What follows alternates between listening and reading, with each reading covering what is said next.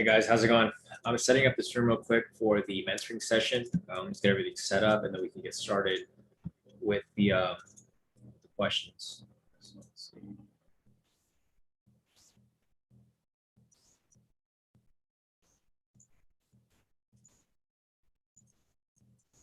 Solid for the most part.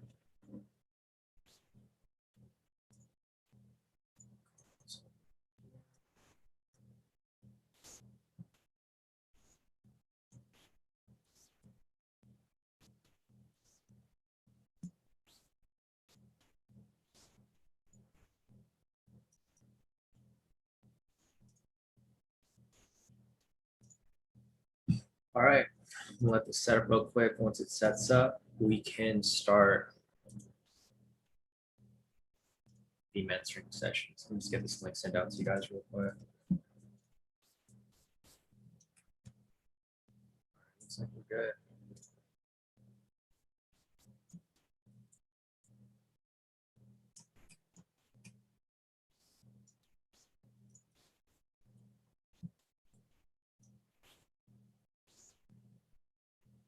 All right, I'll just link sent out to you guys here in the premium.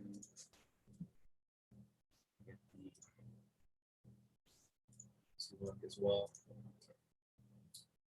Should be good.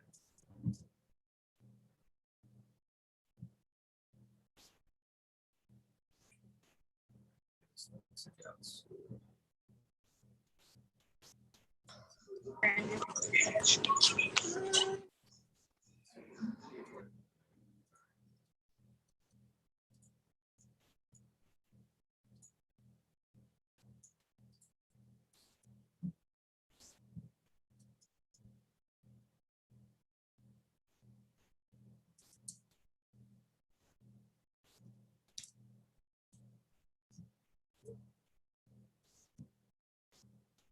All right, everything looks pretty solid. Let me just get the YouTube link sent out to the rest of the group.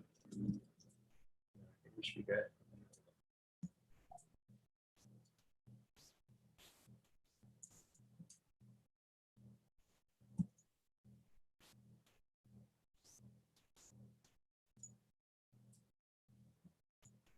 All right, guys. We'll get a few more seconds for people to join in. Once everyone's joined in, we can get started.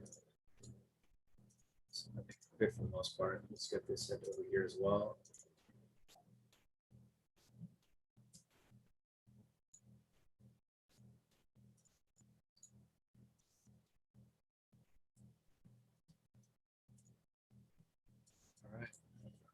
All right, guys, cool. So I'll give it a few seconds for people to join in. Once people join in, we can get started with the session. So I'm gonna give it a few more minutes because we are early. The session was due to start at 3 o'clock. It's 2:56 right now, so I'll just give people some time to join in. But if you guys have questions, feel free to put your questions in the chat now if you like. And if you guys want to speak, just let me know and I can unmute you. But I think it'd probably be best if we just get questions in the chat. But if you guys want to ask a question live, like if you guys want to talk, just let me know and I can unmute you. Nice. Hey Flynn. Hey Matt. It's been a long time, Flynn. I think the last mentoring session was like last month, like early last month. The reason why we don't have as many mentoring sessions is because people don't really have questions, right? Most of the questions get answered during the live session. So there's just really no need for us to have these sessions, but I'm available. If you guys want to have these sessions, just ask me and then we can set it up. The only problem is we just try not to set these up as often because it's kind of a pointless session if we join in and people don't have questions. But if people do have questions, I'm here to answer your questions. I want to make sure that you guys get all this down and I want to make sure that you guys are as profitable as, everyone else in the group. So let's see what we got here. So I think people are making their way in. I'll give it a few more minutes. And then once everyone's in here, we can get started. All right, so I'll give it a few more minutes, about 3 more minutes for people to join in. But if you guys do have questions, go ahead and just put your questions in the chat and then I can start answering them. So I see Kevin over here wants us to go over the breakout strategy. We'll go over that shortly. I definitely, Adrian said, hey guys, what a day today. Yeah, I saw Adrian's profits. You did pretty well, Adrian. Like you, like I don't think I've seen you hit that big of a profit. Like ever. I think today was probably one of your best days, huh? Let me see if I can find you here.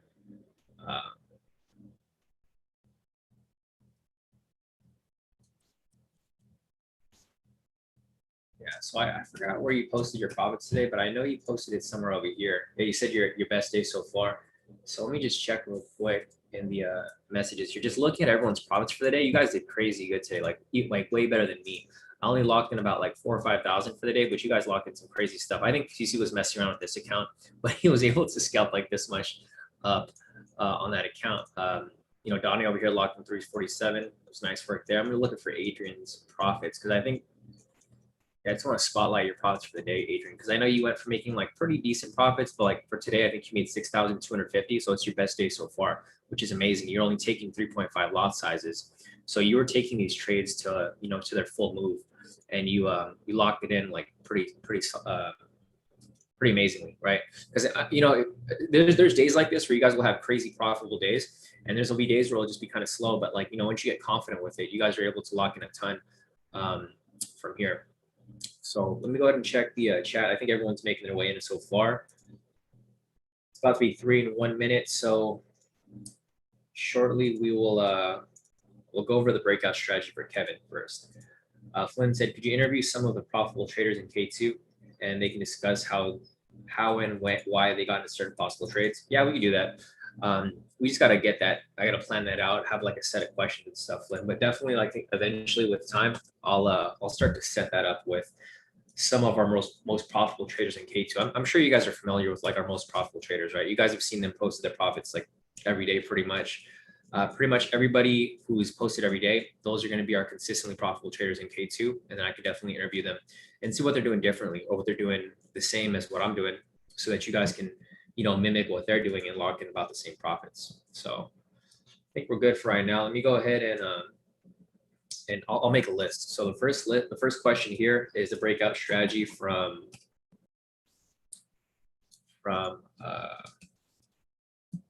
Kevin. So Kevin wants me to go over the K2 US 30 breakout strategy. Next, we got Toon over here. Toon's asking for, can you go over the 15-minute time frame?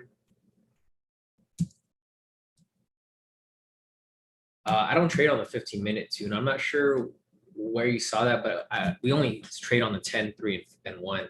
So, I mean, I could look for entries on the 15, but there's no strategy that's specifically for the 15. I'm not sure where you saw that at, Toon. If there's something that you're applying, like if you're applying a specific one on the 15, I can look, but there's no strategy that uses a 15-minute time frame. That's like way too big for US 30.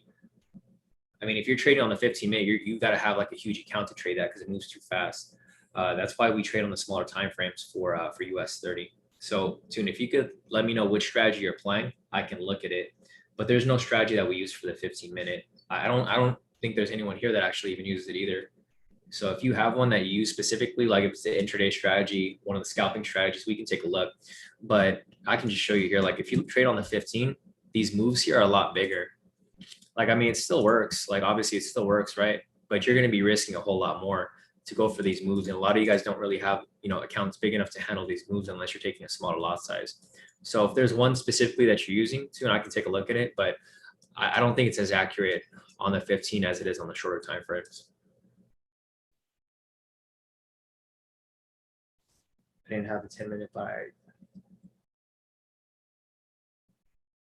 Okay. Oh, so you're doing the, I'm assuming you're doing the pivot strategy, right? On the 15-minute. So we'll take a look at it, but this isn't like, just to make it clear to you guys, this isn't like an official strategy. This isn't something that I back tested and something that I have any data on. So I don't recommend anyone do it, but if you guys want to do it, you guys can back test it yourself, but I'll look at it. I'll take a look at it too. So 15-minute pivot scalp strategy. I'll just add it to the list of things to look at.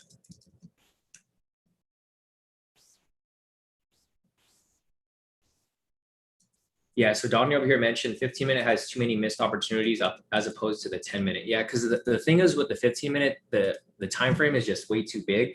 And our window where we usually trade is from like 6 to 8, right? So if you're trading from 6 to 8, like you only have like so many candles to take trades here. Like you literally only have like 1, 2, 3, 4, 5, 6, like 6 candles until it hits 8, and then we usually take a break from there.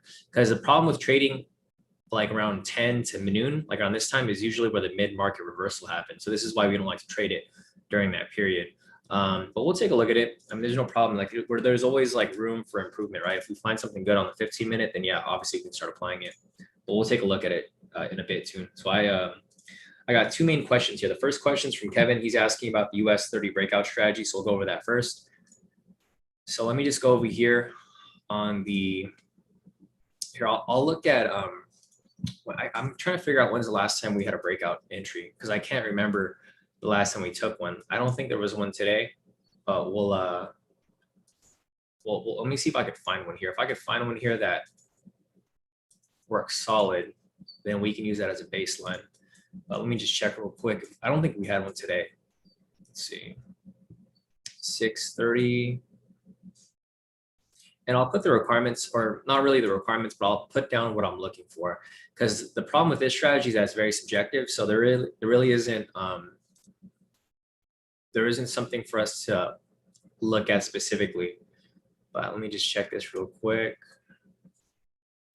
Yeah, there wasn't one today. I don't think there was one on Thursday either, or Friday. Let's see, today's the 19th. Yesterday was the 18th. Let's go to the 17th. Just to make sure that we could rewind to that area. Right, the 16th was Friday. I don't know if there was a clean entry on that day either. Let me check real quick. Let's see, 6:30.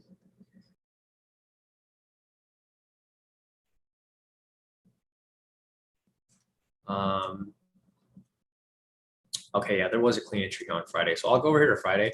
We'll just rewind to here, and I'll show you guys what we were, what we're looking for. Okay, what is that right there? 16. That was weird. Earlier it looked different when I rewinded to it.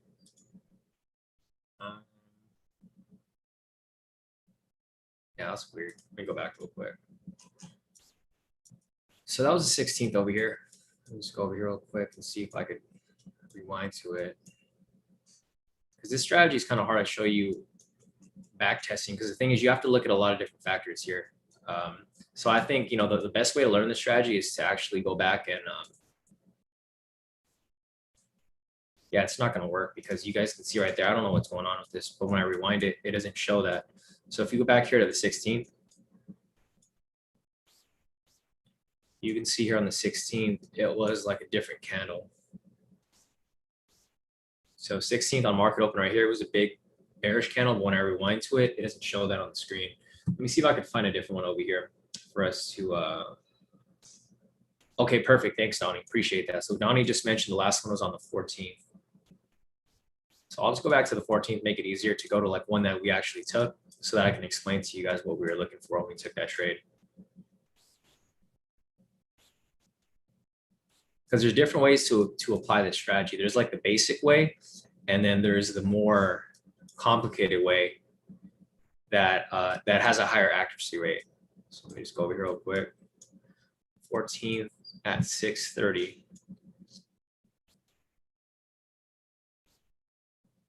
Let's see. I don't think we took it right here, Donnie. So I'm looking at here at 6:30. We wouldn't have taken this trade here. Let me look at their results real quick because I don't think we took that one on the 14th over here.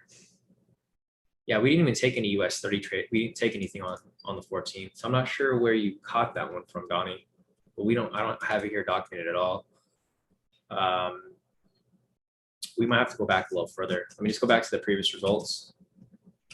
I'm just going to show you one that we actually took because, I want to obviously show you one that we took live so that you guys can see that's something that we actually applied real time. Okay, so I think the most recent one was right here on Wednesday the 7th. You might have the dates mixed up, Donnie, because there was another Wednesday here on the 7th. So let me just check that real quick.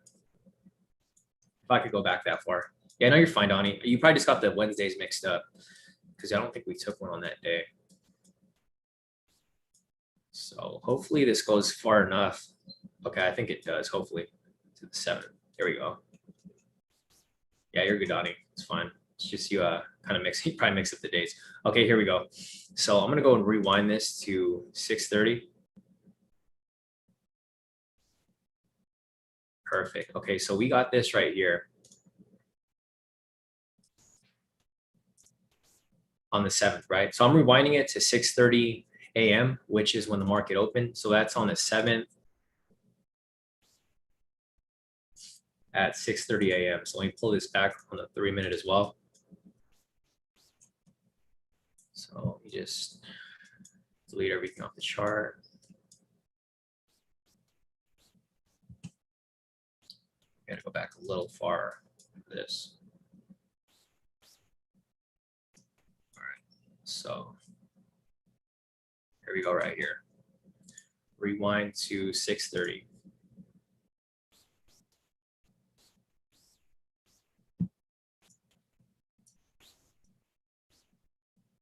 So the thing with this is the trend meter isn't really necessary. So I'm gonna turn off the trend meter because I think that's something that might trip out a lot of people.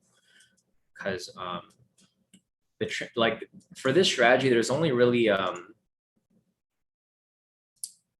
only 2 indicators that are needed, but there's a lot of other extra confirmations that you guys can use. So that's probably like where people get kind of confused to like what to look out for, because they're not looking at the same thing we're looking at. But anyways, here's 6:30 right here. All right, so let me put the requirements right here for the breakout strategy. This is going to be, so this is a K² US 30 breakout strategy. And I'll just put regular here. So I'm going to have the absolute requirements on here first, and then requirements, optional confidence.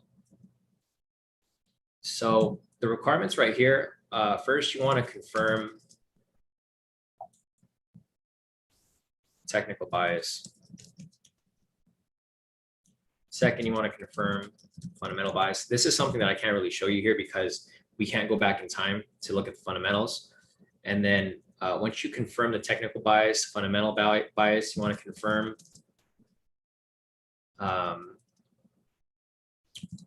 a strong candle in the direction of the bias, right? So I'll have to go over this like in detail because some of you guys might not really understand what the bias is, but this is basically what's really required. The optional ones are going to be confirm trend meter. So confirm trend meter, technical bias. What else do we look at? Confirm retail market sentiment. I'm trying to think what else do we confirm, because I don't think we really confirm. There's not really that much that we look at, but if you guys look at my live sessions, you guys can see what I look for. If there's anything here that you guys think I'm missing, let me know, and then I could probably add it to the list. But I don't think there's really much else from this. I mean, it's pretty simple. It's kind of just playing by ear and understanding how it works. So just copy this over. I'll put it in all the charts over here so that you guys can see exactly what we're what we're looking for here. All right, so once we have all these set up right here, you guys will see exactly what we're looking out for, right? So we start off with a top-down analysis. We start with a 10-minute, and then we go down to the lower time frame. So looking here on the 10-minute, the first requirement here, like the actual requirement, is to confirm the technical bias. In order to confirm the technical bias, you want to make sure that price is above the pivots and that we have a buy signal pretty much present, right? So like right here for the 10-minute, you can see price is above the pivots and we have a buy signal present. So that's going to confirm a bullish bias. Next up, we go to the 3-minute. Right here, you want to confirm that price is above the pivots and we have a buy signal present. So right here, the most recent signal was a buy signal. So this confirms a bullish bias on the 10-minute and the 3-minute. Lastly, on the 1-minute, you want to confirm the same exact thing. Looking at this right here, we have price above the pivots and we have a buy signal right here, right? So this confirms the bullish bias. With that said, we can take a buy, but we need to confirm the third requirement, right? So the first requirement's already met. We confirm the technical bias. By saying that, we can see that it's probably going to go up, right? So After this right here, we confirm the fundamental bias. In order to confirm that, we look on CNBC. There's a couple different things we look at, which would be the daily index right here. This isn't updated because this is from today. We're looking back about a week in the past, so this is obviously not going to be updated, but you obviously would want this to be a green number, right? If it's a green number, fundamentals are going to indicate that it's bullish, and it's going to be in the direction of our technical bias. So as long as this is green, we obviously want it to be a little bit higher. You want it to be about 50 to 100 points in the green. If it's green like that, then it's going to confirm the second requirement here. So if it's green like that, that day of this entry, it was green. That's why we took this trade here. So basically, once you confirm the technical bias and the fundamental bias, you can also look at the Dow 30 index. This is the stock index of the 30 stocks that are within the Dow. So if these are all green right here, or majority of them are green, that's going to confirm your bias again. So with that said, that's going to confirm the second requirement. So with these two requirements met, all you need to follow up with is that you confirm a strong candle in the direction of the bias. A strong candle is basically, if you're looking for a buy, you want a green candle with like little to no wick. If you're looking for a sell, you want a sell candle with little to no wick, right?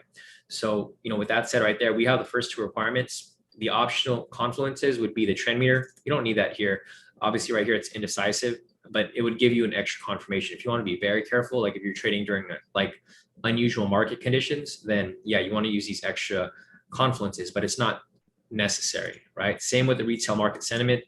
Basically, you usually want to trade in the opposite of where the retail traders are trading. So for example, here, if we have all these bullish biases and we look over here at the market sentiment, if this shows that there's more people short, then that's going to give us more of a confirmation that price is going to go in our direction, because generally price goes the opposite of where the retail traders are trading. So other than that, let me just show you what's next. So let me see if there's any other questions here.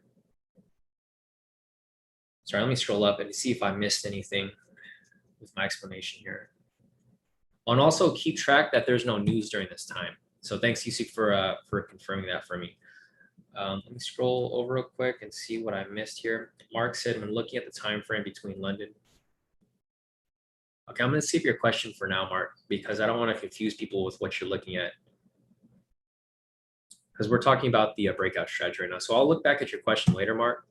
I'm not going to go over it right now because we don't want to confuse people. We're going over the specific strategy right now, but I'll add you to the list. Mark, check Mark's question.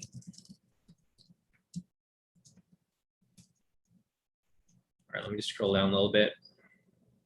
So Alan's asking, for technical bias, can you quickly point out the pivots? The pivots are these lines right here, Alan. So as you can see, these two lines right here, these are the pivots. It's these two lines right here, these two lines right here, and on the 10-minute.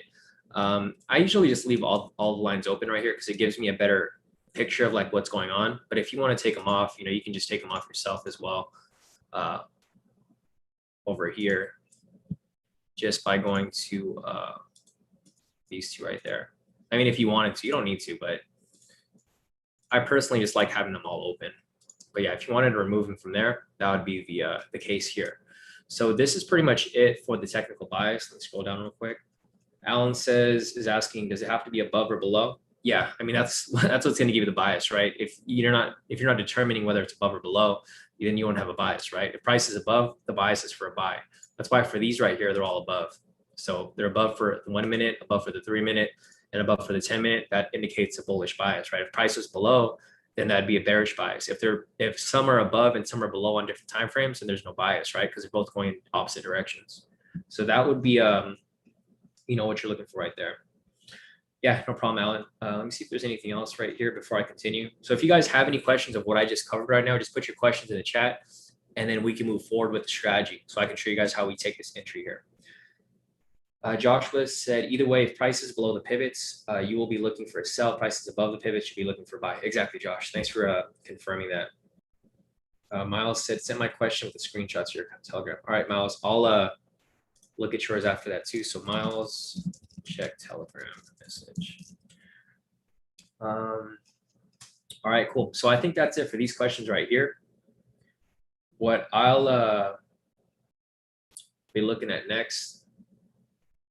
See, King Kong said, I kind of noticed S&P 500 goes same direction. Yeah, no, it does. the S&P mirrors the US 30, King Kong. I'm not sure if you knew that, but it's the same thing. That's why we don't trade both of them. We just trade one or the other.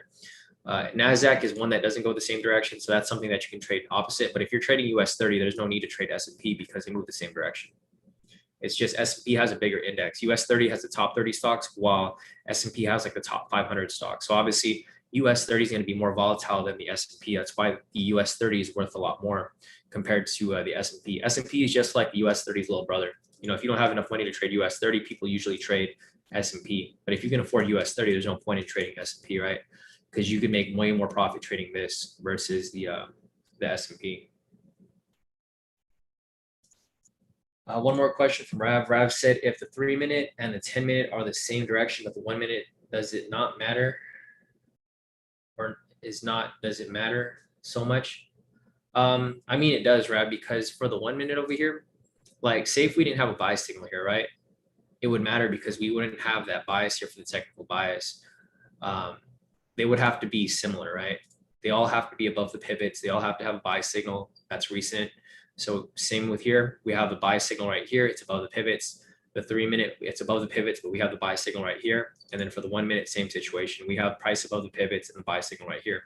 If there was a sell signal right here, there's no reason for you to take a buy, right? Because it wouldn't confirm the technical bias. So it does have a matter in where you're trading, because you're not going to take a sell if like everything here is saying buy and then this one shows a sell, right? So you wouldn't take that trade there because the first requirement wouldn't be met. So I think that's it for the questions here. I'm going to go over how the strategy works now. So with all of these met right here, we confirm the technical bias. We also confirm the fundamental bias. I can't show you that right now because this is in the past and the data here is not current. I mean, it's current, but it's not how it was that day.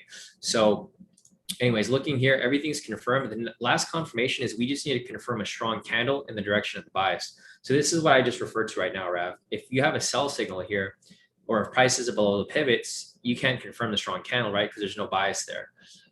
So let's move forward one candle. Here's a sell signal, a sell candle, right? I mean, a bearish candle. So it's a red candle right here. And this doesn't confirm a strong candle in the direction of the bias, right? We're looking for a strong green candle to confirm the direction of the move as the other time frame. So we move on to the next one right here. Here's a perfect one right here. So right here, strong green candle, little to no wick right here. With this said, we take the buy, long position right there. And then our TP stop loss is 500 pips both directions. So once we have this set up right here, we push it towards the upside. And there you go, full TP. So this is how the breakout strategy works, right? We confirm the bias from the technical side. We confirm the bias from the fundamental side. It's really important that you guys have the K2 indicators because a lot of people try to mimic this and do it on their own, which, I mean, sometimes they have some luck, but most of the times they don't because they don't have this momentum indicator. It's really easy for people to get faked out because if I take this off right here, so if I take off the momentum indicator right here, it's easy to see things that might look like it's going to go in a direction. Like for example, right here, if you saw this coming down right here, you probably would have taken a sell there and then it would have swung back up. Vice versa, if you were taking a buy here, it would have swung back down, right? It's hard to tell where price is actually going, where momentum is sitting. So, I mean, you guys are free to apply this without the indicators, but you know, the indicators go a long way because they're meant for this specific strategy. So this is pretty much how this strategy works. Once you have that locked in, I mean, there you go. It's pretty simple, right? You just have to confirm these requirements. These requirements are optional, but obviously if you take these requirements down here as well, it's going to increase your ability to hit a win. So other than that, I think that's pretty much it for the most part. Doug's asking, do you know the success rate of the breakout strategy? I mean, majority of the trades here are from the breakout strategy. I don't think we've had very many losses. So, I mean, if you want to go back and look at it, Doug, I mean, you can go back and see for yourself. I can't really tell you exactly what the success rate is, but I mean, it's very high, right? Because majority of our trades are from the breakout strategy. But we don't have them separate because they're all taken from the same time period. But the thing is, this entry doesn't come up every day. So that's why it's kind of hard to tell, because the thing is, when we do take it, it almost always hits. I think we've only had like one loss or maybe two losses because of market manipulation for the breakout within this whole year. So if you, I mean, if you want to go back and look, you can probably go find out, but I can't tell you the exact number. I'm not going to make up a number and tell you it's like, 90% or whatever. But if you look at all of our wins here for US 30, which include the other scalps. So like, I mean, if you want to just look here, what the wins are for indices for like the previous month for June, it was 64 trades. So 62 divided by 64. That's like a 97% win rate. That's including the scalps too. And most of these right here, I don't think we lost any breakout entries in the month of June. I think the last time we lost was like in May, but it was like an accident because there was like news that morning and we didn't identify that there was news going on. But I mean, I think the win rate is not something that you should focus on, Doug. I think something you should focus on is actually applying it and actually executing, right?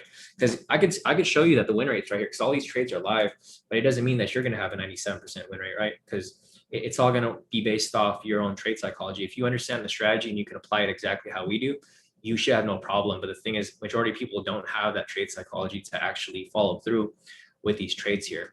So I would recommend that you just test it yourself and you actually apply it and forward test it, because just because I'm doing this doesn't mean you can do this, right? It's possible for you to do it, but it's not possible for you to be act exactly how I'm doing when I'm taking these trades. So yeah, I mean, the win rate's high though. Obviously you can see from all the results, the win rate for this is high. And if you want to go back and look at the trades that were for the breakout, basically all you got to do is go to the results here. Let me go back to the results again. So go back to the results here and then look for all the wins that are for 500 pips. You can see which one's for 500 pips here. So if this is a 500 pip full TP, this is a breakout entry. If they're like 100 or 250, the 100 is going to be the 1 minute, the 250 is going to be the 3 minute. But everything here that's 500 pips, that's going to be the breakout. And I don't think we've had a negative 500 in a long time. Let me see. So I'll just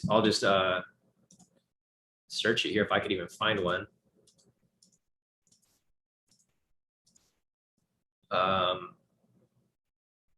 Yeah, I don't remember the last time we had a loss. Okay, here we go. So the last time we had a loss was in June. I think this was, I don't know if it was a breakout strategy or if it was the snipe, but the last time was like June 29th. But before that, yeah, we haven't had a loss using the breakout the entire month of June. It was just that one trade because it was an accident. So looking here, I'm just going back. This is June week 3. There's nothing there. Going back over here, there's nothing here for June week 2. There's nothing here for June week 1. So for the entire month of June, there was just one loss. And we took, about 64 trades for that entire month. So yeah, that's pretty much what we identified there. All right, so anyways, going back to the questions over here, that's pretty much the breakout strategy. If you guys have any other questions regarding, the breakout strategy right here, go ahead and ask them right now before I move on to the next question. Because once you move on to the next question, I'm not going to be covering any more breakout strategy questions from here. So if there's anything that you guys are confused about, anything that you want some clarification on, ask me about the breakout strategy right now, because if we move on to the next one, I'm not going to go back to this. I'll go back to this maybe at the end if you guys have more questions, but I'm going through these questions in orders because I want to make sure that everyone's question gets answered during the session. So let me scroll up real quick and see what else I'm missing over here. Let's see. So Joshua said, I have a question about trading psychology. How do you control emotions when you are trading? Some examples being over trading, walking away from the charts after a big loss, staying in the trade when prices close to your stop loss. The main thing with trade psychology, Josh, is that you have to trust your strategy, right? If you're using a strategy that works, like if you're using something that you're familiar with and works, then obviously, you can trust it. You don't have to really worry about the trade. The problem with like your trade psychology is that you don't trust your strategy. The thing is, the more and more you apply it, the more and more you'll trust it, right? I've been applying the same strategy for years now. So like, it's like pretty much programmed in my brain that this is going to work, even though it doesn't work in my mind, it's like, it's going to work. So my main advice to you is just to keep applying your strategy. And if you're too worried about it, then use a smaller lot size. Like use a big enough lot size where you don't have to worry about the trade. Because the thing is, if the lot size is too big, that's where your trade psychology gets to it gets you because you're worried that you're going to lose a trade. You're going to lose more than you want to lose, right? If you're losing enough where you're okay with it, then the trade psychology wouldn't really get to you. So I think the main thing for you to do is to practice more, like as in forward test, keep applying the strategy. And if you can, use a smaller lot size. Because if you eat a loss, then you'll just, if you have like for example, like I just showed you over here, right, for the results. So the results over here, if you can like pretty much understand that you're going to have 62 wins and 2 losses, you're going to eat those losses, right? You're not going to be worried about it. You're like, all right, I'll eat this loss. I'll move on to the next one. So I'll make it back on the next trade. The problem with a lot of people is that they don't understand. They don't see the bigger picture. They think they lose one trade and that's the end of the world, right? It's not the end of the world, especially if you're trading like how we're trading here, because even for July, we have 14 wins and 1 loss, right? We understand that losses happen. So that's why the trade psychology doesn't really get to us. And that's how you guys overcome that. So, my main word of advice is to just trust your strategy. And if you don't trust it yet, keep practicing until you do trust it. And then, pretty much just follow your game plan from start to finish. If it hits stop loss, it hits stop loss. Just don't pull out early. It just depends on how you're applying the strategy, right? If you're moving your stop loss and profit, that's your strategy. If you're closing out too early, then maybe that's going to be your problem. But you just have to understand what works for you and to keep following your game plan, through and throughout. All right, so I think that's it for this over here. Let me scroll this quick, scroll through and see if I have any other questions here.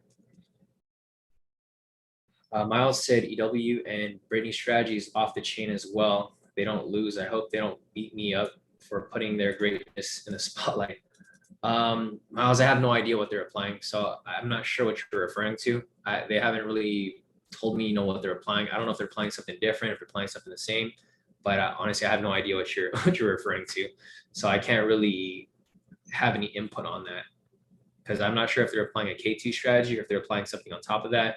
But yeah, I've never talked to them about any strategy that they applied, so I can't really put any input on that. So let me scroll down a little bit and see if there's anything else. Flynn said if there's a green candle but a long wick, you don't take it. That's correct. Because third requirement here is a strong candle in the direction of the bias. If there's a big wick, then there's no entry available, right? Because that doesn't confirm the third requirement here. Let me scroll over here real quick. Mark said, how important is the length of wicks when it comes to entering the trade? We've been getting some extra long wicks lately where we didn't enter trades during our New York session. So back to what I just said, guys, that's one of the requirements, right? If it's not a strong candle, you're not going to take it. So it's very important depending on the length of the wick. Like you guys can see right here. So let me just go back over here and I'll scroll in a little bit. You guys can see the size of this wick right here is like 3 points, right? It's nothing. It's like 3 points. The size of this wick right here is like 200 points or 18 points, which is about 180 pips, right? See the big difference here? This is 30 pips and this is 180 pips. So you guys can see the huge difference here, right?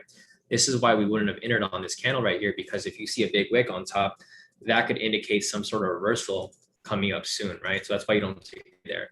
And that's one of the requirements. So if the requirements are met, then there's no trade available.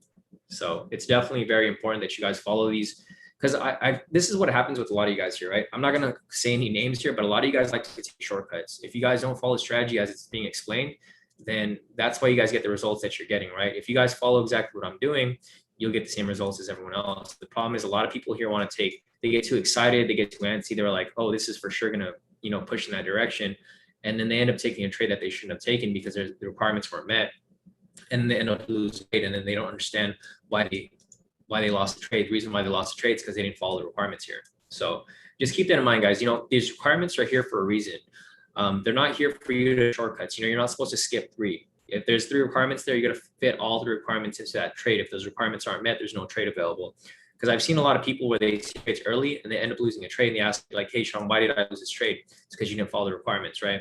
So if you guys need to copy this, if you need to put it on a Post-it, stick it on your computer somewhere, these requirements are very simple. There's only 3 requirements here. So as long as you guys follow directions and do this properly, you guys shouldn't have any problem with this specific strategy or any of the other strategies that we apply here. So let me scroll down a little bit.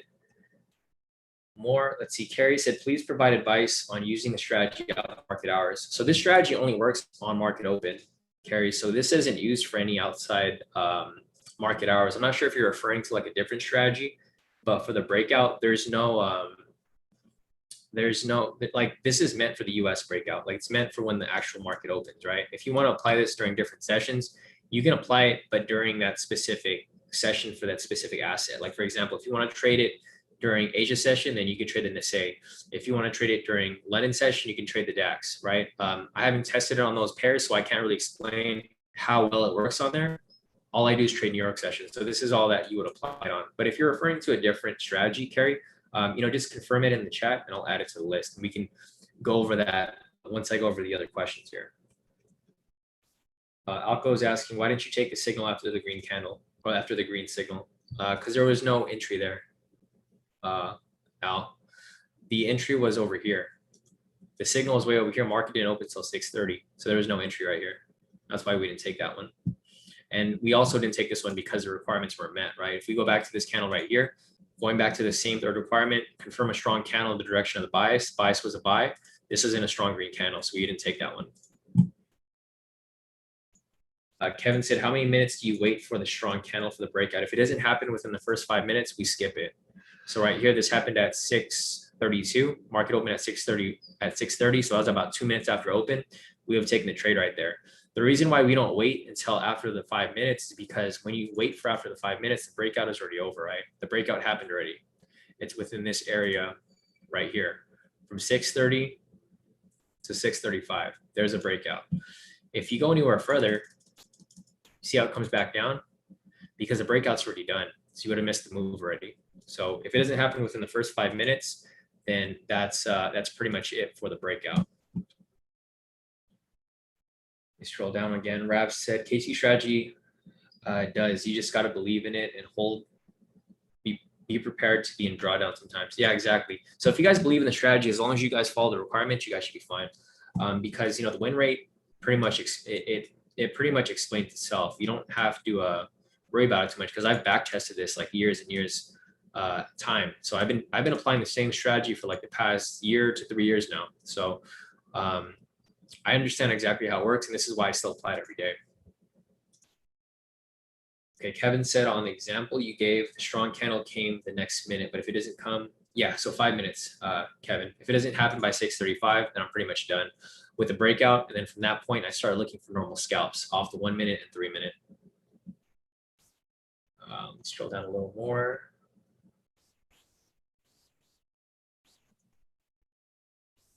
Carrie said, can we get some testimony about the application of the strategy from some K2 members? I mean, the testimony is pretty much explaining the profits here, right, Carrie? People wouldn't be making these profits if the strategy didn't work. So, I mean, if you want to ask people, you can ask in the group. This is probably not the session to be asking for people's testimony because I'm the one talking here. I'm here to answer questions and clarify anything. But if you want to ask for people's advice on like how they're doing applying strategies, you can ask them yourself in the chat. But this is probably not the platform for you to be asking because obviously this is, if the strategy doesn't work, you wouldn't see people here making these profits, every day. So if you want to go ask them yourself, I mean, you can ask them, but I can't really speak for everyone else. But the strategy here, obviously, there hasn't been a day in the whole year of 2021 that someone hasn't profited. So, I mean, it's pretty safe to say that this is pretty consistent overall, right? So like John over here, all wins. Sandra over here, pretty much for the most part, all wins. Patrick over here, big wins. Neo over here, big wins. And these are all different people. So Carrie, if you want to ask them in the group, I mean, you can just pop in the group and then you can ask, but I don't think this is really the place for me to answer because no one here is talking. It's just me, right? So I can't really answer for everyone else. All right, so let me see what else we've got over here as well. Slorm said, hi, Shawn, do you manually modify or toggle your stop loss on MT4 when you're in profit? Slorm, so I don't use stop losses at all. I do everything manually. So I just you guys have seen me how I trade. I generally enter a trade.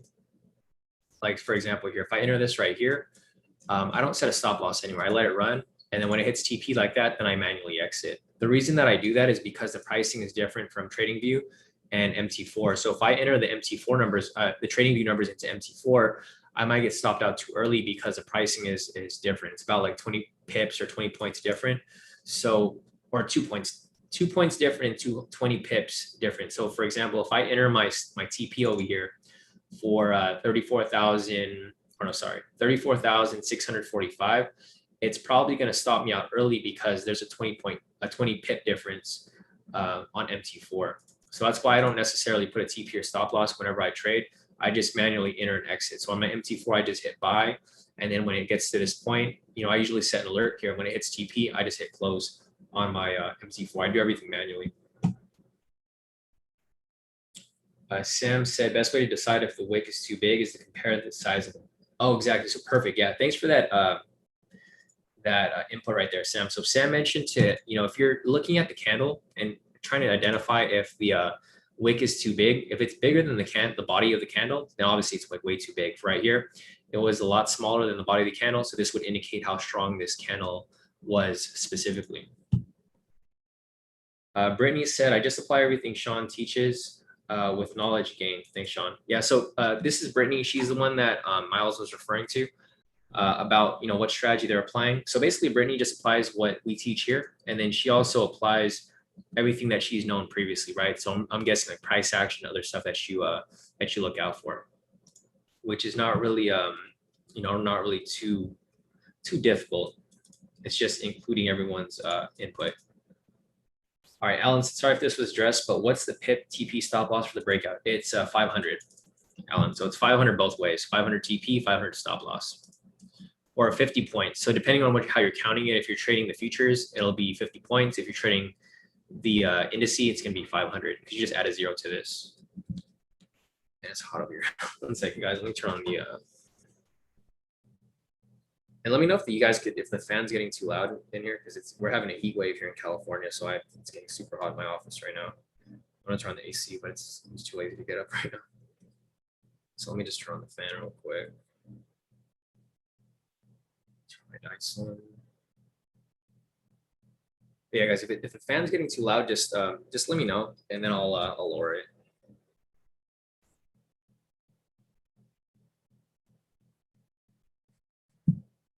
I think we're good. Solid. All right. Anyway, so going back to the questions over here, I think that's it for the breakout questions. If you guys have any other questions regarding the breakout, let me know. If not, we're going to move on to the next question. Next question is from Toon. He wants me to go over the pivot strategy on the 15-minute. This isn't one strategy that we necessarily use, but I'll look over it for Toon anyways. Okay, Josh said, I applied Shawn's K2 strategy alongside price action in my own Bollinger Band strategy, which a lot of people in K2 have started back testing. Just use as another confirmation. Yeah, definitely.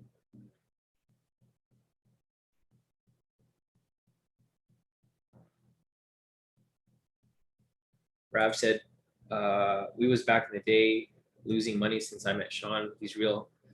He tells the truth and it really does work. I'm starting to get money, just lost another.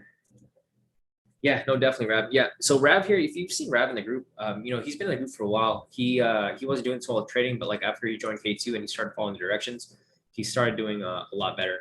So yeah, if you guys follow the directions and just apply exactly what everyone else is applying here, you can confirm exactly how well it works. And what I recommend for you guys is to just forward test it. I don't really recommend back testing it. I mean, you could back test it if you like, but the thing is when you back test it, you don't really see the real results, right? Because the real results is when it applies your trade psychology. When you're back testing, you can always rewind and everything looks perfect. But when you're forward testing it real time, that's where you really see how it applied, like how it works and how it's applied. Because you really got to think on your feet, especially if you're trading on the 1 minute. EW is asking, will you define pivot as you use it in your strategy? Sorry, W, what do you mean by that? By defining the pivot? Will you define pivot as you use it in your strategy? I'm trying to figure out what you mean by that. So are you pivots? So these are pivots right here. As you can see, it's just the indicator that I developed. It helped me identify, when price is pivoting. So like, for example, here, see how this is called a pivot? When price comes and touches the pivot, it bounces off it, right? So a pivot is basically when price comes to an area and then it immediately bounces off it. So that'd be considered a pivot. That's just what the indicator is called. The indicator is called K2 pivots because it's used for different things. It's used to identify where price pivots from, aka when it bounces. Like for example, it touches the pivot, then it bounces off, right? Touches the pivot, then it bounces off. So that's just what the indicator is called, but the indicator can be used for different things. It's used to identify the current trend, and it's also identified, or it's used to identify where price is to bounce from, right? I mean, it's a basic definition of like pivot. Basically, price comes down, or like for example, here price comes up, comes down, pivots off it, and comes back down. Same in the other direction, right? Price comes up, rejects off it, comes down. Same with the other side over here. Price breaks above it, comes down, rejects off the pivot, and then it pivots to the upside. So, yeah, exactly. So EW said, is it where price goes and turns around? Yeah, it's just it's just something like it's pretty much just like there's no real reason behind it. It's just where price goes to a specific area. Like for example, if price goes up, and then say this is a pivot right here, right? Just using this as an example. A pivot just means that it turns the opposite way. Price comes up and then it pivots off that point. So that's what these are considered right here.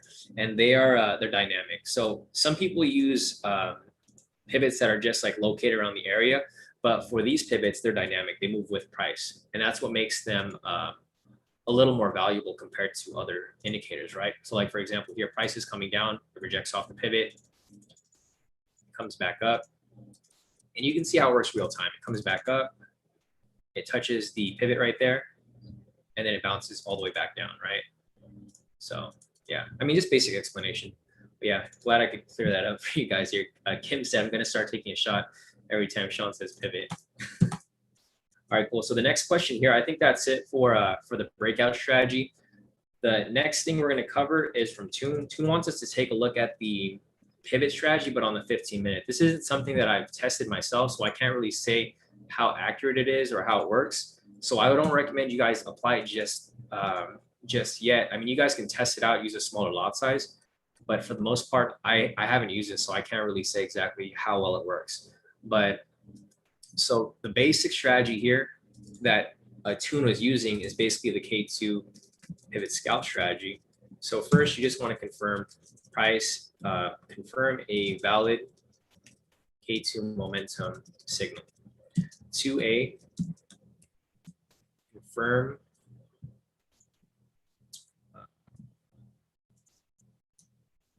price is breaking and closing past K2 pivots 3 and 4. Or if that's not there, 2B, you want to confirm price is above K2 pivots for a buy or below for a sell. So for this strategy right here, I never use it on the 15-minute. I mean, it looks like it does work every so often. So it's probably something that you guys can apply. But the problem with this here is I don't know the sweet spot, right? The sweet spot for the 10-minute is 500 pips both ways. For the 15-minute, it might need to be a little wider because of how how much more these candles move. So like for example here, if you're using the 10-minute parameters here, which is 500, 500, if you were to apply this candle right here would apply as a first requirement. So first you want to confirm a valid K2 momentum signal. Right here we have a valid sell signal. The reason why it's valid is because it's a sell signal within a red bearish candle. So if it's red and red, that's a valid sell signal. Next up, you want to confirm price is breaking, closing past K2 pivots 3 and 4. Right here, price isn't breaking past the pivots, right? Because price is already below the pivots. So we're going to skip 2A. We're going to go down to 2B, confirm price is above the pivots for a buy or below for a sell. Right here, we have a sell signal. So you want to look to make sure that there is a confirmation here for a sell. So price is below the pivots. And with that said, you would take a sell right here and you let it run. And it looks like it. So like, this is what I mean right here, right? I think you guys have to use a wider stop loss TP because I don't trade the 15-minute. If the 15-minute is bigger than the 10-minute, then you would probably expect it to be maybe 750 or 1,000. That'd probably be the range for here, because you need to have a wider range if you're trading on the bigger time frame because it moves a lot faster, right? So for example, here if you're trading the 15-minute, maybe bump this up from 500 to now 750. So if you move it to 750, there you go, and it hits right there, right? So let's see if there's another one here. Again, same situation over here. The same thing again, right? We have a confirmation of a valid K2 momentum signal. Right here, we have a sell signal. Next up, you want to confirm prices breaking closing past the K2 pivot. It's not doing that because it's already below it. For 2B, you want to confirm prices below for a sell. So with that said, you enter a sell right here. Your TP stop loss is set at 750. You let this run, and there you go, it hits.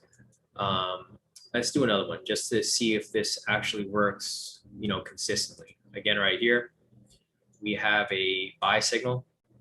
So we have a valid buy signal right here. It's a green candle within a buy signal. So that's number one. Number two, you want to confirm prices breaking closing. It's not happening here. So we're going to look at requirement number 2B, confirm prices above for a buy. Everything there is met. So you enter a long position right there. We set it up at, 750, 750. If we let it run from here, I don't know if it hits. Does it work? No, it doesn't. Or let's see. Yeah, it doesn't work here. So soon, this is what I was explaining before. This is why this isn't an official strategy, because it doesn't look like it works as well as the other ones. You're probably better off using it on the short time frames because this strategy is meant for a scalp, right? If you're moving to the 15-minute, this is basically intraday trade at this point, because you can see here, if you were to take this trade, you'd be holding on to this for at least 7 hours, right? This is no longer a scalp. This is an intraday trade. So, just going back to this right here, I don't think this would be something that I would apply. If you find that it works, you can apply it. But for me personally, it doesn't seem like it's as accurate as the other ones, right? You're probably not going to have like 90% win rate trading this here. You might have a bigger one, but for me personally, I think this is just too risky. It would work, but you would probably have to move your stop loss in profit because you're holding on to it for so long. So yeah, this isn't something that I would recommend somebody use unless you find a way that works for it. So like, for example, if you want to do something where it's like a 2-to-1 risk reward, right? So like, for example, over here, I'm going to show you an example over here, how this would maybe work. So, I'm not saying it works, but this is how it would maybe work. So for example, again, right here, we have a valid K2 momentum signal, right? So for example, right here, we have the buy signal, and the next requirement, you want to confirm prices breaking closing past pivots to 3 and 4. So prices breaking past here. To use the higher time frames, you probably want to use a bigger stop loss, or you want to use the 2-to-1 risk reward because the win rate here isn't as high. So looking at this here, you might want to do maybe like a 750 stop loss, and then maybe 1,000 TP, right? Maybe do like a 1 to 2 point. Maybe do like a 1 to 1.5. So right here, you can see that you have a bigger TP than your stop loss, and if you let that run right there, you would make a lot more profit that way, because if you win more of these trades, you can eat those losses, right? That's how you would adjust the strategy. But for me personally, this isn't the way that I like to trade. I personally like to trade for 1-on-1 with a higher win percentage because I don't like to lose trades. Obviously you guys know that's so far, we don't really lose trades here very often because my strategies are based off a high win rate. So yeah, if you want to apply this to, and you can, but I think for this right here, this specifically wouldn't fit my type of trading. If this fits you, then go ahead and use it. But for me, it just doesn't fit my my trading personality. Everyone has a different trading personality. So what I always recommend to you guys is find one that works really well for you. Stick to it. You don't have to learn a way that works. There's ways to trade this. There's not just way to trade K2. All right, let me scroll over real quick. Josh is asking, can you talk about the difference between a liquidity zone and a support resistance? So let me just add you to a list here, Josh. This is going to be kind of hard for me to cover because we would need to, I'll try to explain it to you as much. So let's see, explain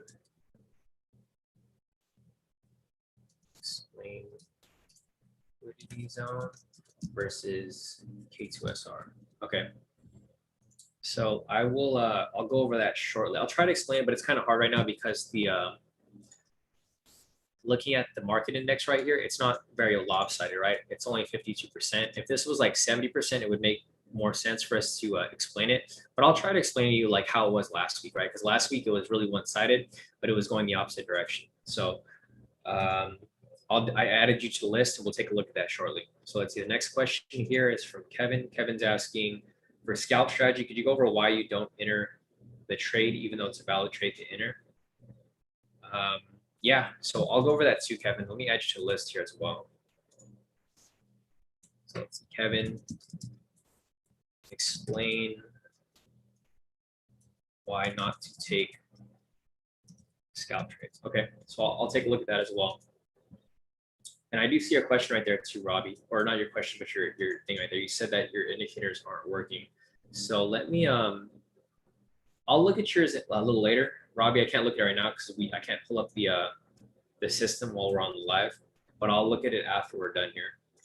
So the next question here was from Mark. So Mark said check the Zoom chat. All right, Mark, let me check the Zoom chat real quick. Where's Mark at? Mark Troublefield. Where you at, Mark?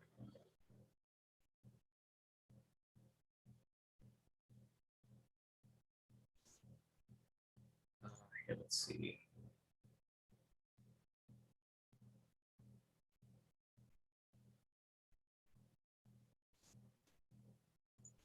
So Isaac, for the trend meter technical bias, it's just like looking at it to make sure that they're all pointing in the same direction, right?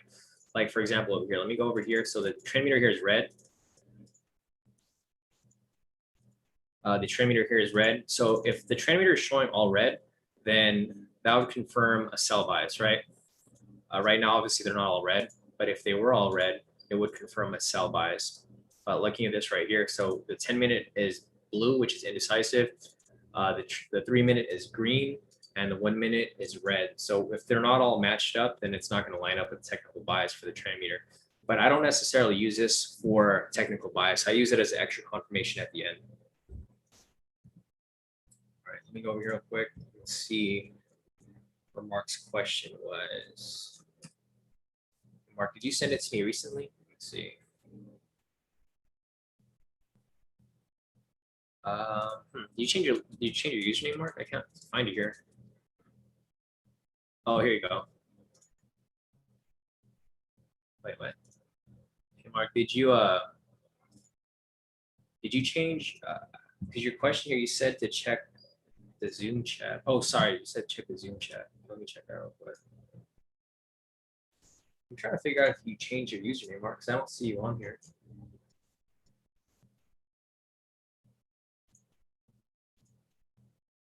Oh, did you delete our chat? Yeah, because I don't see any of our messages here, Mark. I know we've had like a lot of messages before. I'm not sure if you just deleted our entire chat, but I didn't delete anything, so I'm not sure what happened with our messages there. All right, anyways, I'm gonna go back to see where your question was here. I'm trying to see where your question was earlier. So Mark said,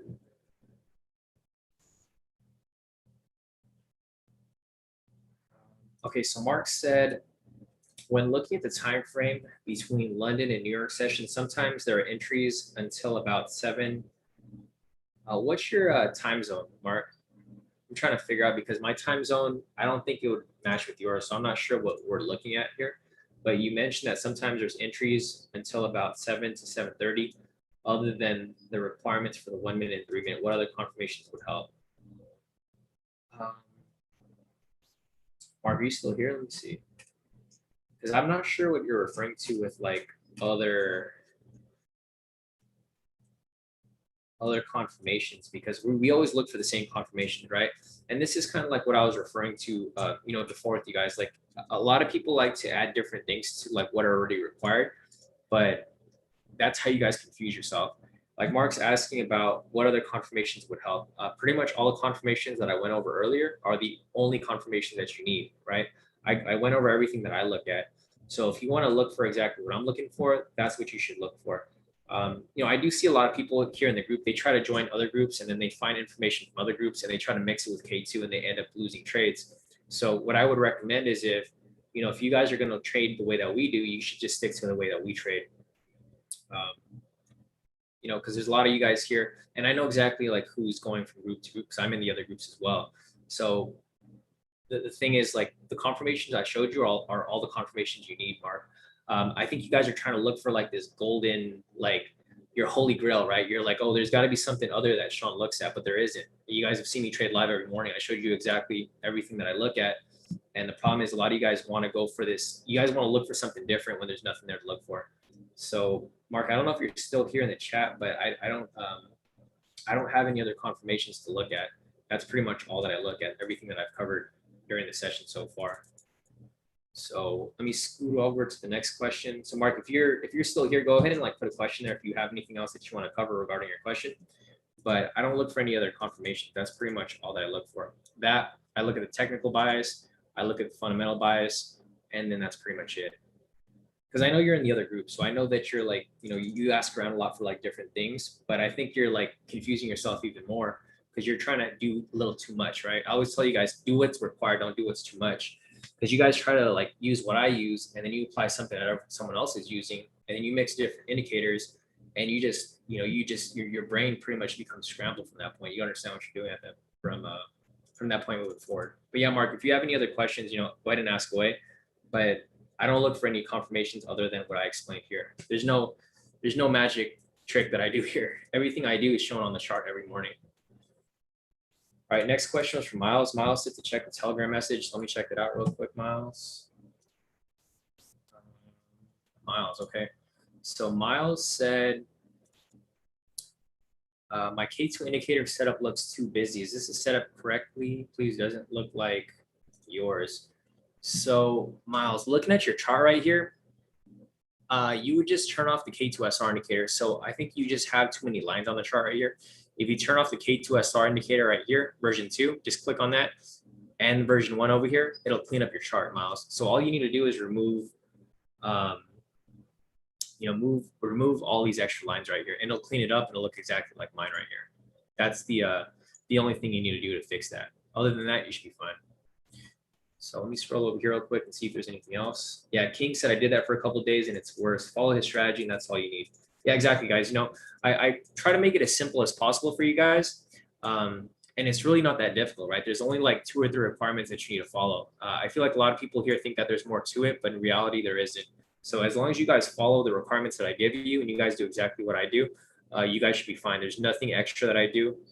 Keep it as simple as possible so that you guys don't make any mistakes. All right, the next question here is from Josh. Josh is asking about liquidity zones and K2SR zones. So let me show you, for example. So this is probably not going to fit like any of the strategies here, but I'm just going to use this for example. Okay, so let me go over here real quick. And I think it was last week, right? So last week, the bias was like super red. It was super red. And I'm going to turn off the pivots here so that I can kind of clean it up a little bit, check out the trend meter. All right, so I think this would be an example right here. Okay, so I'll just go over here real quick and I'll show you exactly what I'm looking for.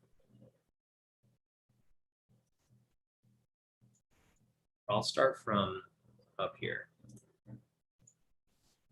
All right, so the difference between liquidity zones and the K2SR zones, which would be support resistance. So looking at this right here, I mean, they kind of line up with it sometimes. Like for example, these are the K2SR zones. These identify where support resistance is sitting. The difference between this and liquidity is, so in order for me to determine where the liquidity zones are, I generally like to trade against where the retail traders are trading. So going back to like what we were talking about earlier, Josh, looking over here at the market sentiment, right now it's not very heavily one-sided, but when it's like 70% one-sided, then odds are those people are going to get stopped out. They're getting trapped into some sells, and then they're about to get stopped out. So the way that I identify these liquidity zones is I do something like this right here. So say for example, right here, for example, just for example, at this point, market sentiment or retail market sentiment is 75% short, right?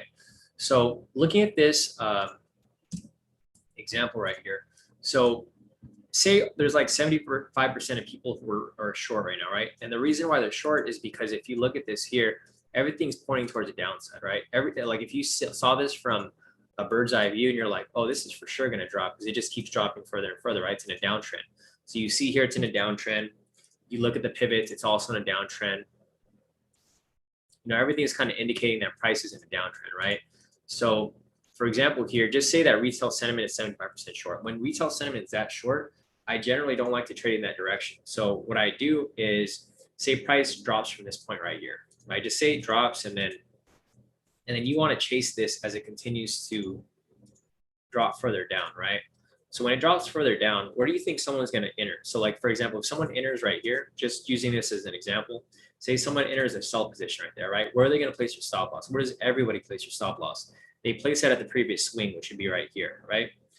There's different areas. It could be right here. It could be right here. Or if they want to place it all the way up here, it can be up here, right? There's different places where people place their stop loss. But if you've seen other people trade, like other retail traders who trade basic price action, they usually place it at the previous swing and they do this. They like to have this and they do like a 1 to 3 risk reward, right? They have something like this and they're like, oh yeah, I'm going to like protect my position right here, but I'm going to be able to have all of this upside. What we do is we reverse engineer that. So what I do is when I see people, if I think people are entering a short here, because so many people are short, right? 75% of retail traders are short. What I do is I mark up this area because I'm like, okay, if this is where they're entering, this is where their stop losses are going to be sitting, right? So this is what I would consider a liquidity zone. Reason for that is because if everyone's stop loss is right here, what do you think happens when like people's stop losses get triggered? When people's stop losses get triggered, you see a volatility spike, right? It spikes up, price comes back down a little bit, and then it just goes all the way back up because there's so much liquidity sitting in that area. There's a lot of stop losses that are just sitting within this entire area right here, right? So if we go back and we just, this isn't a position that I would take. Obviously, I would never trade in the direction of where all the retail traders are, but I'm going to show you exactly what I mean by that. So let's move it forward right here. We'll let it drop a little more. So see how there's another swing high right here? Say someone wants to enter this trade late and they enter from right here, right? Say, for example, they see this drop even further, like, oh, I want to enter right here, but they enter late. Where do you think their stop losses are going to be? Their stop losses are going to be here at this previous swing, right? Because they want to keep their stop losses tight. So what I do here is I mark up another liquidity zone right there, right? Because when price reaches this point, odds are it's going to hit some liquidity. It's going to hit here. Everyone's stop loss is going to get triggered. It's going to push up here. Everyone's stop loss is going to get triggered right here. And then it goes for a stop loss hunt, right? I'm sure you guys have heard of that before. There's these things called stop loss hunts where market makers will spike price up to stop everybody out. And then they bring it back down to trap them again, because they'll get stopped out and they'll say, oh, I just got unlucky. They want to re-enter for another trade here. And then as soon as they re-enter, they spike it all the way back up. So we have the liquidity areas right here marked up. I'm going to go forward a little further. And then it just keeps dropping further. So like, for example, right here, another area of liquidity, right? I'm pretty much just marking up where price swings from. So we got liquidity area here, liquidity area here, liquidity area here. With that said, we just let price go a little further down. And then you'll see what I mean when price comes back up. Again, right here, another area of liquidity, right? So I'm going to go ahead and draw another area of liquidity right here. And then what I'm going to do is I'm just going to show you exactly how this is going to spike up. So you can see this next candle right here. It's going to spike up, right? It hit liquidity. See how it hits the liquidity area right here that I just marked up because people's stop losses got triggered. It goes over to this next one right here. See if it pushes up higher. It kind of just dances around this area until it comes back up higher. It hits liquidity area again right there. But the thing is, people's stop losses are a little higher. They're above this area right here. So if we let it continue to play out over here, see how it hits it again?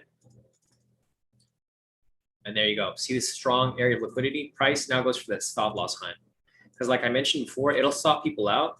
And then what happens? It brings it back down to trap them. Because then people are like, oh, I just got unlucky. I enter right back for a sell. What happens again right here? They get stopped out a second time. They're like, oh, I got unlucky again, right? So they hop right back in. And I'm sure this has happened to you where you guys get your stop loss triggered and you re-enter the trade. You're like, oh, this is going to have to come back down. And then they just keep screwing with you. They hit you 3 times until they're like, all right, this dude's already about to blow his account. So I'm just going to spike it all the way up. And what happens from here? See how it gets spiked up from here? It just stops everybody out. See that? And this is why we don't fall into these traps here. I've been trading for long enough. I've been trading for like 11 years. So I know exactly, I've seen these traps so many times. I've been caught in these traps so many times.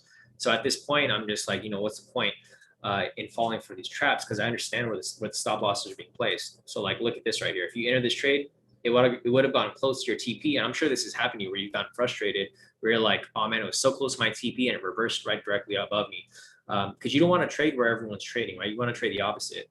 And this is exactly what I mean by that. A lot of people get tricked this way because a lot of people don't follow, they don't follow what we look for. Everyone just looks at technical analysis, but in reality, you got to look at the fundamentals. You also have to look at market sentiment.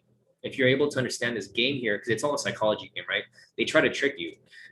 Thing is, we're not getting tricked here. We're going to keep doing what we're doing, and we're going to keep avoiding getting trapped in these little traps that they set up here. Because if you took this trade here, you would have gone stopped out. If you took this trade over here, you would have gone stopped out again. It would have gone close to your TP, but look how far I swung up, stopped out. So this is, this is pretty much what I mean when I talk about how market manipulation happens and why I always recommend not to trade in the direction of retail sentiment. Because if you guys have seen how many people fail at trading, there's like 90% of people that fail at trading. And the reason for that is because they're all trading the same strategy. For us, we do the opposite. We trade our strategy, and then if our strategy aligns with what everyone else is doing, we do the opposite. And that's exactly how you would, how you would execute this. So other than this, this is pretty much how this works. So I'm all done with that question right there, Josh. Hopefully that answers your question. And hopefully you can apply it, with your own trading as well, because it definitely makes a huge difference if you understand how to trade against retail traders. So, all right, I'm all done with this right here. Next question is from Kevin. He's asking to explain why would I not take a scalp trade? So this is going to be kind of hard for me to explain because I don't know which one you're referring to. Kevin, are you referring to like one that happens during New York session or one that happens during like off session? Because there's like big differences with regard to like which one I decide on taking, which one I decide not to take. During like New York session, one of the factors that I factor in when I don't take a trade is when news is coming up. Like for example, if I see a really good trade and there's news this morning, like this morning there was Biden speaking right at 8:30. I didn't take any trades during that time. I actually stopped trading at 8 o'clock because we had news during that day or during that time period. Another thing that I look at is if the bias doesn't match, like for example, okay, so like right here at 15:28 or whatever, right? Or here, let me go over here real quick if I could find something better. Okay, so like at 11, because there's a lot of different factors. So I'm just gonna put a list here for when I don't trade, when I avoid valid entries. So one is news, news events or economic news events.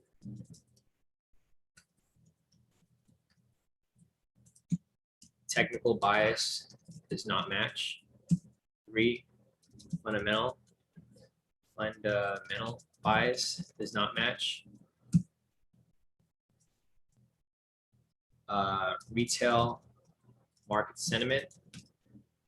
And I think that's about it. I mean, this is all that I really look for, Kevin. So like, for example, these are things to avoid. Like if there's economic news events, I wouldn't take a trade during that time because there could be a possibility of reversal. If the technical bias doesn't match, like for example, here, if we have a sell here, but I look on the 3-minute and there's a buy, it's a buy, right? So for example, if I see a buy here, I see a buy here on the 10-minute, just using, for example, say if everything looks like a buy, but the entry is here on the 1-minute for a sell, I wouldn't take it because it doesn't match the technical bias. Sometimes it'll work, but in a lot of instances it won't. And the reason why I wouldn't take it is because I don't want to risk the trade, right? I don't like losing trades. That's why we have such a high win rate here at K2, because I'm very careful with the trades I decide to take. Another one is a fundamental bias. If the technicals don't match the fundamentals, I won't trade in that direction. Like for example, here, if the Dow is showing, so right now it's bullish, right? It's bullish on the futures data. It's up like 94 points. If it's bullish, I'm not going to take any sells because the technical side generally matches, it catches up to the fundamental side. So like sometimes you'll get faked out where price comes below here. Like for example, this sell right here, right? I wouldn't have taken this sell because looking at the fundamentals here, it's bullish, right? So, with this said right here, I wouldn't take it because generally this is a fake out. It's a fake out to trap you because like I mentioned before, a lot of resale traders don't know how to look at fundamentals. So they see this right here, they enter a sell, but the fundamentals are pointing towards the upside, right? So if the fundamentals are pointing towards the upside, look what happens here, straight up push to the upside. because it follows the fundamentals. It might take time, but eventually it follows the fundamentals. So that's number 3. And then lastly, retail market sentiment.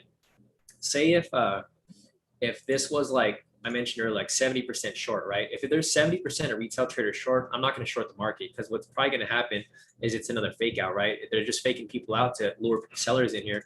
So if I rewind to this point right here, so if you saw this right here, Kevin, you'd probably expect it to drop, right? Because it's pointing down. If there's a lot of retail traders following this because everyone's seen that as a sell, odds are it's probably going to reverse from here. And that's exactly what happened here. It did look a full-on reversal, right? So those are the main things that I look out for here, Kevin.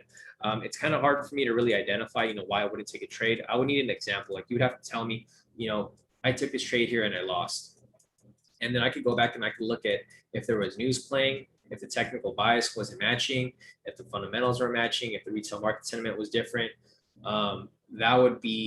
These would be the main factors why I would avoid trades. So other than that, I think that is, I say on the technical reasons is if the technical bias doesn't match. Like, for example, here, if you have a sell here, but the 3-minute and 10-minute are both bullish, the 10 minutes going to be leading, or even the 1 hour. I usually have the 1 hour right here. So I try to see where it goes from a top-down analysis. If it looks like a sell in the 1 hour, if it looks like a sell in the 10-minute and a sell in the 3-minute, I'm not going to take a buy on the 1 minute. Vice versa, if it looks like a buy here on the 1 hour, a buy on the 10-minute, and a buy on the 3-minute, I'm not going to take a sell here on the 1 minute, right? So looking at the technical side, I basically look on the higher time frames, and then I go from a top-down analysis. I go from the 1 hour to the 10-minute to the 3-minute. If they all match up, then I'm going to take only directions, and I'm only going to take trades in that direction on the 1 minute. Vice versa, if it's pointing in the other direction, then I'll take trades in that direction. So that's how I look at it from a technical view. All right. Other than that, let me see if there's anything else here. Scroll up real quick. Let's see what else I missed. Yeah, no problem, Sam. Gotcha. Let me scroll here real quick. Miles said remove again. Miles, so looking back at your chart over here, you would remove the K2SR version 2 indicator and the K2SR indicator. So you have 2 SR indicators up. That's where all these lines are right here. If you remove the K2SR version 2 and K2SR, the first version, it should clean up your chart and it should look just like mine. Also for the K2 momentum right here. So once you do that right here, after you're done turning off K2SR version 2 and K2SR version 1, go to the K2 momentum settings. Let me open it on this chart. Your K2 momentum settings right here. And then go to these last 3 buttons right here and uncheck them. So 1, 2, 3 right here, turn them off. And then it should look exactly like my chart over here. So that should fix it for you. Yeah, definitely, Alex. I'm excited for you to start with this too, bro. It's been a while since you've been wanting to join with us here. Let me see if there's any other questions here.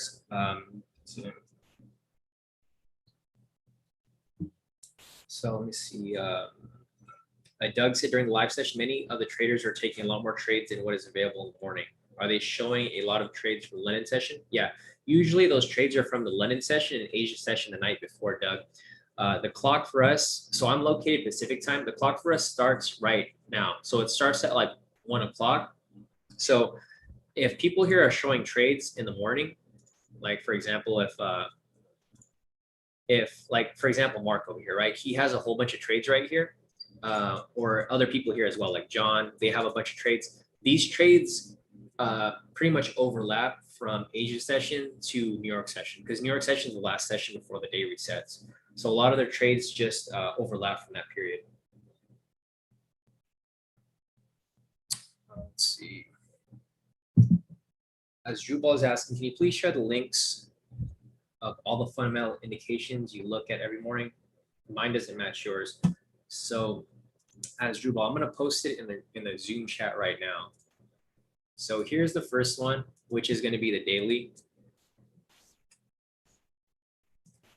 This is the daily fundamentals for US 30.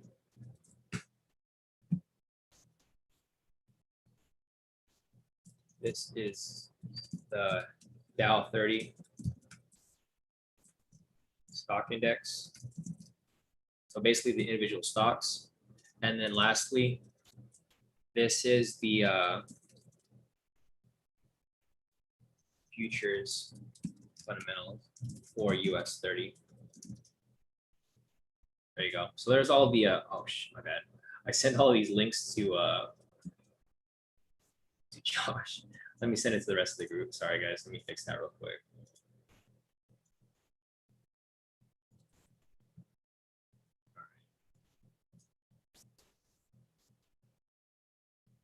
All right. So I sent you guys the links right there.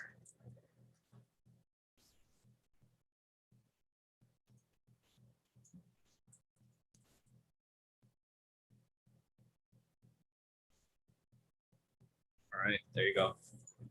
So there goes the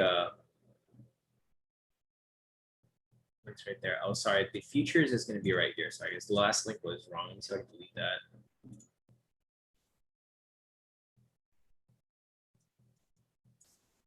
I accidentally posted the first one twice. Here's the futures.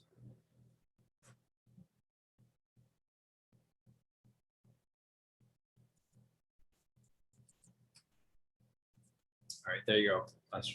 As Jubal. So like I basically have for the first one, I have the daily, I have the stock index, and then I have the futures index right here. So this one's updated all 24 hours. This one over here is only open during hours. So you can see the last time it was updated was about 2 hours ago. So that's going to be the difference right here for that. Other than that, let's see if there's anything else that I'm missing over here. Oh yeah, it's super late over there for Rav. Yeah, I'm surprised to see you here, Rav, because you're in the UK. It's like opposite time for you over there. All right, so I think that's it for the questions. If you guys have any other questions, feel free to put them in the chat right now. Otherwise, I think we covered pretty much everything that you guys need help with. We are on the session for about well over an hour now. We're on the session for almost an hour and a half. So I covered pretty much everything that you guys have asked. If you guys have any other questions, and your questions weren't answered during this session, it's completely fine. If you guys want another session like this, just just let me know and we can set another one up, because I'm available for you guys. It's just nobody asked for these sessions, so I can never really set them up for you guys. Let's see. Salarm said I was watching FTMO YouTube videos and was wondering if they pay all the profit you make when you're trying to pass. No, Salarm. The only time you make profit for FTMO is when you're funded. So everything you make during your challenge phase, you don't get. That's just you trying to prove that you can, you can trade consistently. You can make consistent profits. So they're not necessarily what you would make until you're actually funded. So, all right, guys, I think that's it for the session. We've been on the session for about an hour and a half. Hopefully you guys got some value out of this. If you guys have any other questions, feel free to reach out. Or if you guys want me to have another session like this in the future, just let me know. I'm trying to do this like once a week. It's just we don't have enough people that want to join these sessions, and there's like no point for me to go on these sessions if there's no questions. But I'm glad that you guys had a lot of questions here, because we got to clear up a lot of confusion here.